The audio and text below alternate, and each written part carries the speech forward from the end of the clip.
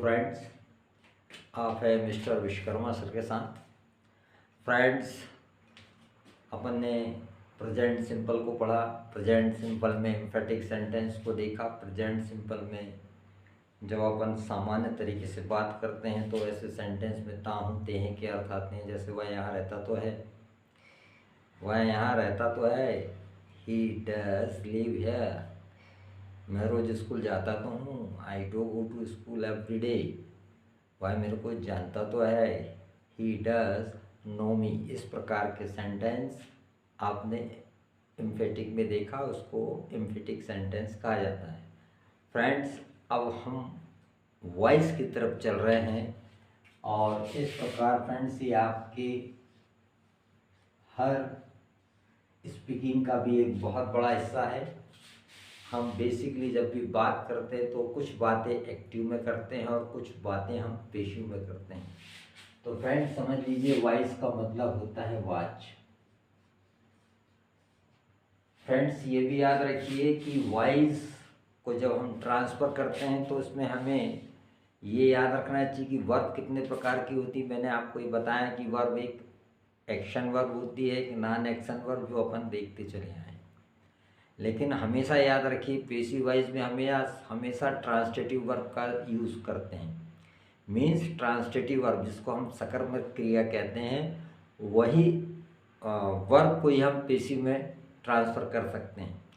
लेकिन अनट्रांसटेटिव वर्ब जिसका एक्टिव से पेसिव वॉइस नहीं बनता है, ये बात ध्यान रखेंगे।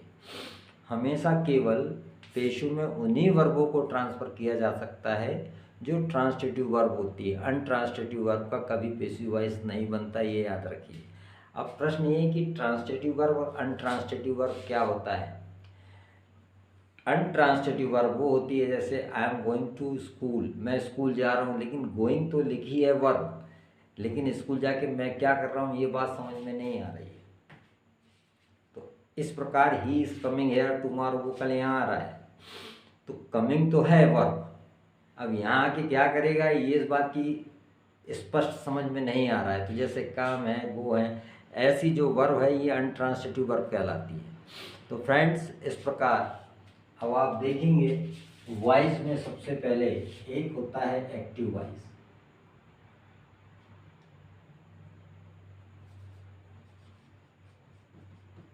एक्टिव वॉइस, इस एक्टिव वॉइस का मतलब होता है कृतवाच्य।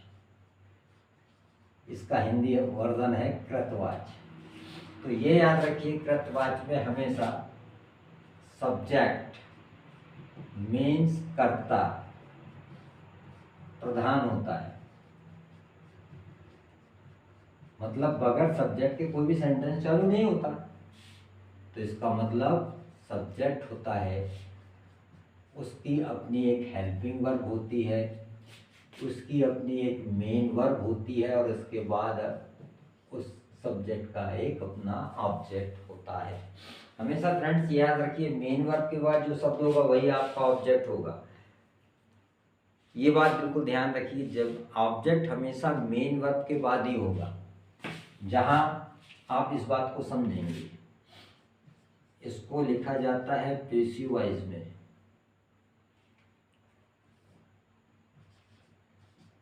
पेसिव वॉइस का मतलब होता है कर्मवाच्य।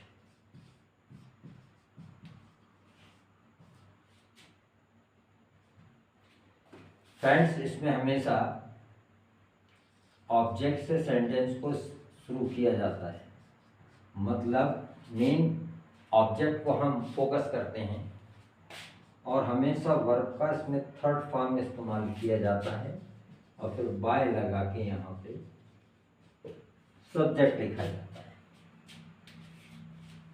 तो ये एक्टिव का फॉर्मूला हुआ फ्रेंड्स, और ये पेसिव का, मतलब ऑब्जेक्ट, हेल्पिंग वर्ब, वर्ब का थर्ड फॉर्म, बाय लगा के यहाँ पे सब्जेक्ट लिखा जाता है। तो ये पहला इसका रूल्स है। दूसरा रूल्स फ्रेंड्स हमेशा ये याद रखें, जो सब्जेक्ट फॉर्म होते हैं ये बदल दिए जाते हैं ऑब्जेक्ट फॉर्म। मतलब अगर आई लिखा है तो आई को मी में लिखा जाता है बाय मी। ही लिखा है तो इसको लिखा जाता है बाय हिम। अगर मान लो सी लिखा है तो इसको लिखा जाता है बाय हर। और ठीक इसी प्रकार फ्रेंड्स आगे देखें आप, वी लिखा है तो बी को लिखा जाता है अस में। दे लिखा है तो दे को लिखा जाता है देम में।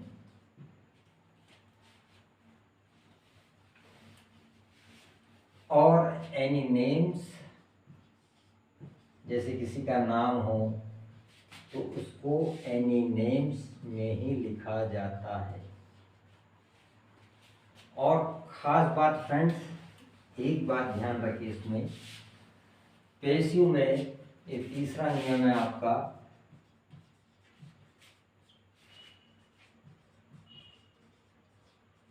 अननोन सब्जेक्ट मतलब अज्ञातकर्ता।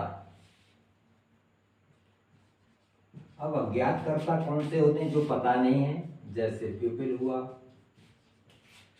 समवन हुआ, एनीवन हुआ, वन हुआ। इन्हें पेसिव वॉइस में ना लिखा जाता है ना बोला जाता है। ये बात याद रखिए।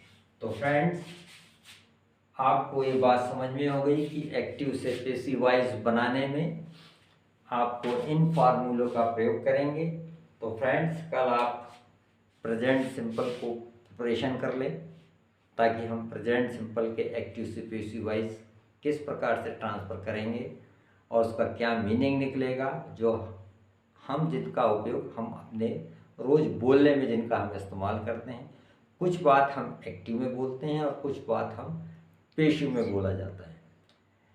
जैसे मुझे रोज़ 5-10 रुपये मिलते हैं खर्च के लिए, तो मुझे मिलते हैं 5 रुपये जेब खर्चे के लिए। इसका मतलब मुझे घर में या घर से दिया जाता है, माँ के द्वारा, पापा के द्वारा। तो इस प्रकार ऐसे सेंटेंस को हम पेशिव में रखा जाता है। ठीक इसी प्रकार हमें इंग्लिश पढ़ाई जाती है स्कूलों में, ऐसे सेंटेंस को हम पेशिव में बोलते हैं या पेशिव वॉइस में लिखा जाता है। तो फ्रेंड्स कल इस आप प्रेजेंट सिंपल को प्रिपरेशन अच्छा सा कर लें, और इसके बाद कल उन सेंटेंस को अपन ये देखेंगे कि एक्टिव से कैसे पेशिव वॉइस में ट्रांसफ़र करते हैं। सो कल मिलते हैं। Thank you.